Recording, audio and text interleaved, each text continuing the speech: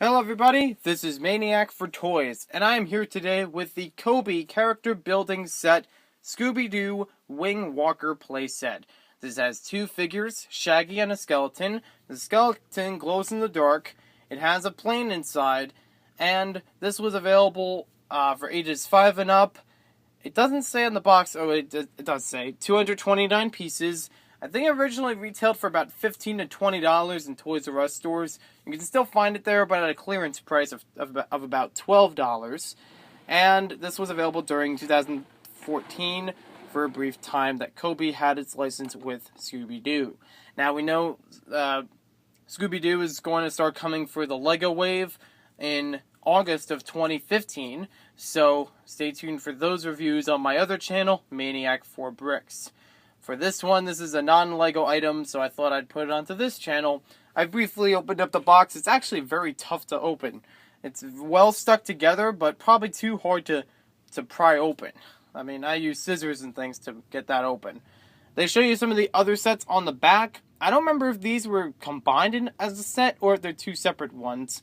This also shows an alternate model you can use the set with, so you can have a little catapult. This one doesn't have any characters from the Mystery Inc., just has pirates and skeletons.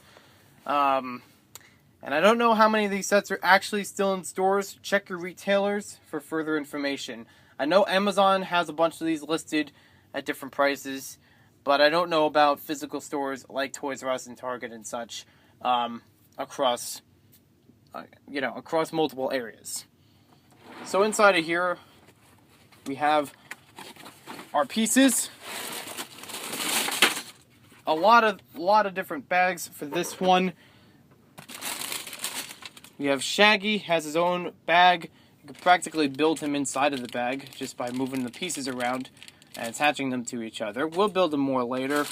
All these different bags with different pieces in them, and they're all different sizes. Some of them are more crinkly than others.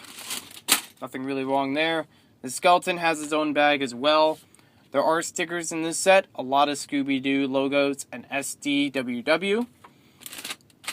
We also get some other bags here, here, here, and here. We get one big instruction booklet to build the set and also to build the alternate model. And it's pretty interesting how well they designed this. I haven't actually built it yet, obviously, but it's still, just the way they display it in the book is pretty interesting. But on the front, they show you something pretty unusual, in my opinion. It says, "Be careful, notice the difference. There are two types of parts that have two different variations." So, that's kind of misleading when you're trying to build it. Just be sure you're using the right type. On the back, it doesn't show you anything except for the piece count and the alternate build. And that's it. So let's build this set. So here we have the two figures in the set. On the left we have Shaggy, and on the right we have a skeleton. I can't really think of the skeleton being a main villain in Scooby-Doo, but it's possible that Shaggy would come across a skeleton. In the context of the set, I honestly don't know, because there's so many seasons and episodes of Shaggy and Scooby-Doo. Who knows? Now, what's interesting about these figures is how they're textured. For Shaggy, he's very plain and doesn't have a lot of printing on him. Most of the printing's actually on his face. A little bit of color better represented on his legs. The legs can move one at a time, as well as the arms, and can actually twist at the wrist. So it is useful for posing and maybe a little bit of photography. With the skeleton, you could also move the legs one at a time. And because it's a skeleton, you can't move the wrists. I don't know why, but it does have a lot of texture on the skeleton compared to Shaggy. You can see a lot more of the bone structure of the figure, and even down to the toes and the sides of the arms. It has a little bit less printing though, just on the eyes. It's hard for me to tell if it's printing or if it's stickered, because it does look a little bit like it's popping out from the heads of each of these figures, as if it was just a sticker applied on top. I can't really tell though. Now we'll take a closer look at these in the dark, because the skeleton in this set can glow in the dark. So So I'll shut the lights off in 3, 2, 1, now. Okay, maybe not all the lights.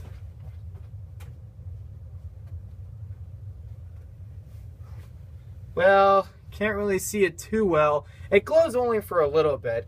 And keep in mind, this hasn't been under a light too long, roughly about 5 minutes or so. So it might need a little bit more time for it to actually glow. So now we'll check out these minifigures in the dark. Because the skeleton can glow in the dark, Shaggy cannot, as advertised by the box. Keep in mind that the skeleton was under the light for about 5 minutes or so. So let's see how well it works. I'm going to shut the lights in 3, 2, 1, now. Well, it's really hard to tell. It's hard to capture it on camera as it is, but in person, it only glows a little bit. I'm only seeing it mainly at the head, a little bit on the arms, and a little bit on the legs. I'm going to turn the lights back on in 3, 2, 1, now. So, there you have it. Glow in the dark, not as workable. In this set, we get one sticker sheet with what looks like about 9 stickers on there. A lot of Scooby-Doo stickers.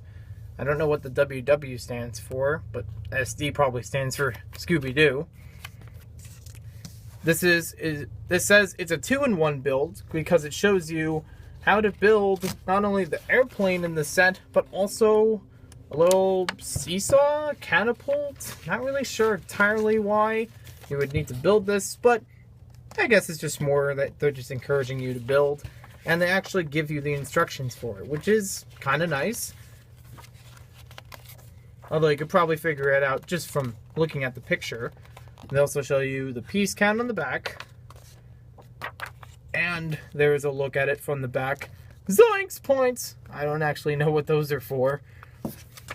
And I forgot to mention, I don't know if I mentioned this earlier in the video, but they show you in the beginning, be careful, notice the difference. There are 2 different elements that look very similar in the instructions, and they're actually 2 different types of elements. A and B, C and D, for identifying them in the steps. Even shows you the first one right there.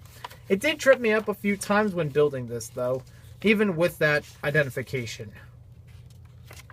There's a little... Maybe it should have worked on a better angle for taking the photos, or maybe differentiating the pieces a little bit more.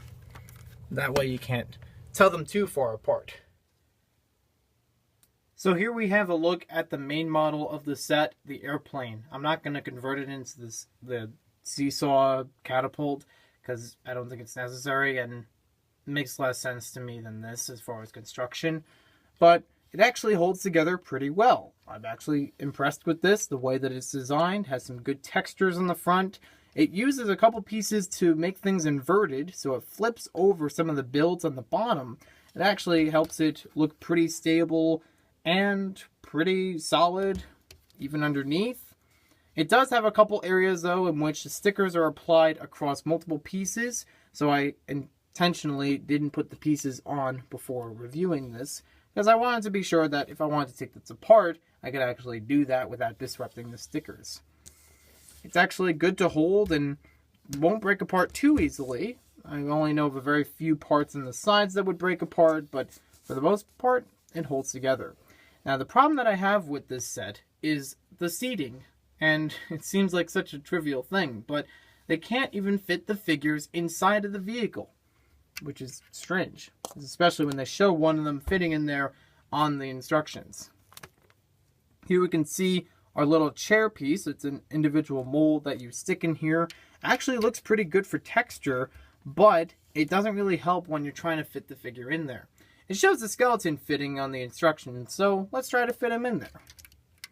And I have his hands all the way up just to be sure that they're not interfering with it. It can't fit. And you know why? Because of the feet.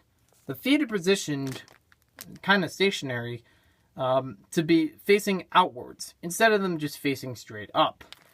And even though that may be more realistic, it's not going to help with fitting the figure in here. if you took out the chair, you could probably fit, well, if you squeeze him a little bit, then you could fit him in a little bit easier.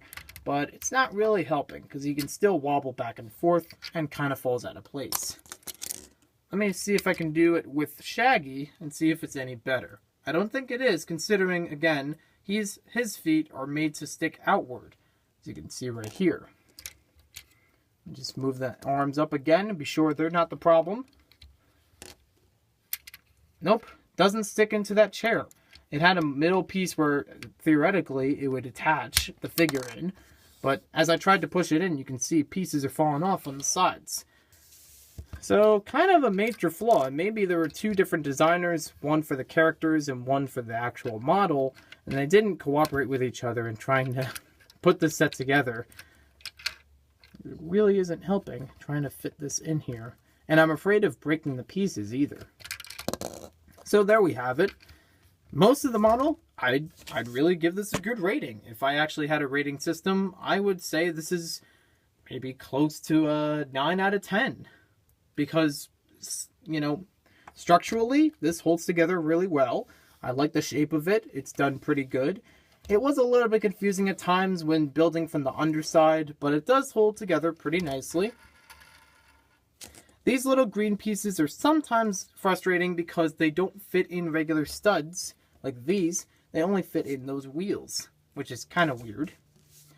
And overall, the figures look pretty good, but that little trouble about seating them is really defeating a good part of the set. How are you going to fly a plane, unless it's a ghost plane? You could make that assumption. But how are you going to fly the plane, even with Shaggy, if you can't sit in it, even without the chair in there?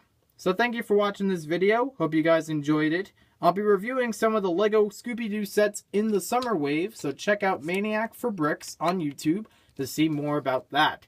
That's basically why I got this set, is so I can use it as a comparison when those summer wave Scooby-Doo sets come out, to see how the styles compare between the two. And luckily in that wave, they do have a plain set with Shaggy in it, so it'll be excellent for comparison between two different construction brands. And I'm not turning this set down because it's not LEGO. I really appreciated it, as you heard. They just had one small flaw. You had one job. So thanks for watching, and we'll see you next time with more toy reviews.